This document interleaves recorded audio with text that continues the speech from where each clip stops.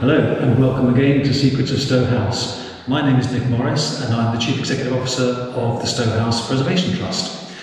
We're standing here on the eastern grand staircase of Stowe House, one of two staircases within the house built in the 1730s to replace the earlier staircase in the centre of the building when the North Hall and the Marble Saloon were both remodelled. Above our heads is a painting by the Venetian artist Francesco Slita called Fame and Victory. Fame and Victory was one of three paintings in this area, the others being Plenty and Constancy and Justice and Peace, which have since been lost. However, Fame and Victory survived, and in 2016, thanks to funding from the World Monument Fund, Hurst Conservation from Lincolnshire came in and conserved the whole painting for us. It was in very poor condition from years of atmospheric change on the staircases as occurs with changes of humidity and temperature, and so they stabilised the painting from above, stabilised the plasterwork, and reattached flaking parts of the painting itself on its surface, as well as giving it a good overall clean. So we now see the subject in all its glory.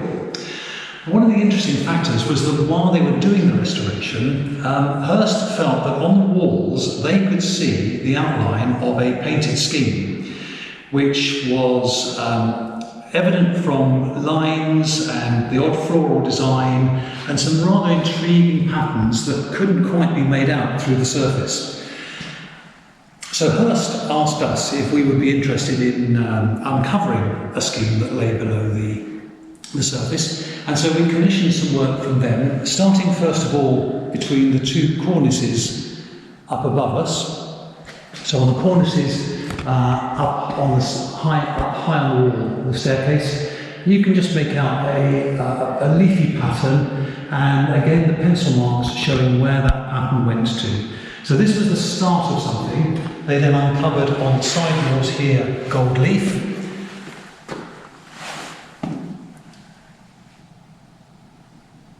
And then right the way up the staircase, we started to find various architectural designs and devices. When we looked at the inventories and guides to the house, the guides refer, for example, Seeley in the 1780s, refers to the walls being adorned with warlike pieces. But we had no idea at this stage what we were actually looking for. So we commissioned a bit more work, stage by stage, and as we go up onto the landing, we can see that the original scheme becomes much clearer.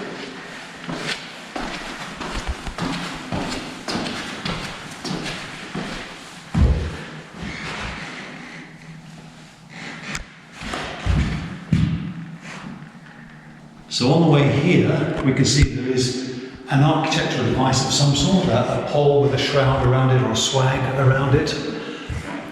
And looking back down the wall, in places there are fairly obvious leafy patterns and straight lines that seem to indicate some sort of framework.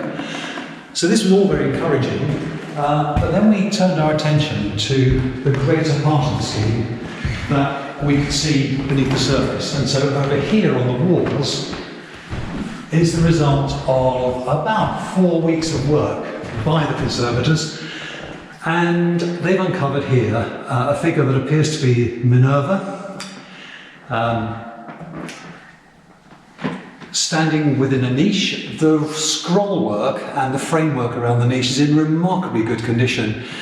This painting has been hidden for best part of 150, maybe even 200 years.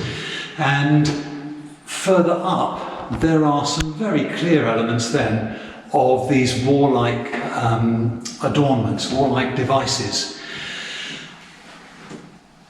Now, when we started doing the work, the feeling was that this is very similar to work by Francesco Slita with his partner Gaetano Brunetti at the Chandos Mausoleum in Little Stanmore in Middlesex.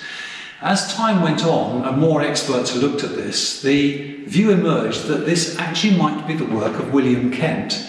And there are certainly many similarities in some of these trophies with Kent's work in North Hall. So at the moment we're still researching. We have a PhD student from Lincoln University who is researching the schemes as best she can at the moment. There's little access to archives, particularly as our archive is in California. But Rhiannon Claricoats, the PhD student who's a lecturer at Lincoln, is looking at other schemes by Kent and by Sleater to be able to compare the technique, the binding material used, anything that gives us a clue as to who actually did paint this. What we do know is that it's relatively close to the surface. So this panel here shows the darker brown at the top is the original scheme. It was then overpainted once with a pale scheme with very light lining out. Once more in probably the 19th century, and then 1, 2, 3 coats of paint applied by Stowe School. So it is quite an accessible scheme, but in order to get down to this decorative scheme, we have to ask the conservators to be really careful going through the scheme immediately above it, the block lining out, in case there's anything significant on that. Assuming that is simply block lining out that was applied to cover over a very pictorial figurative scheme, then we'll be able to go quite quickly down to uncover the scheme. But it all has to be done. We've tried various means. We've tried laser pulverizing, we've tried solvents. The only way to really get to the level of definition we have on the wall opposite is by using a scalpel and old-fashioned means, scalpel washing. So it is very, very labour intensive. We've employed students here. We've been fortunate that students have wanted to come and work here under supervision.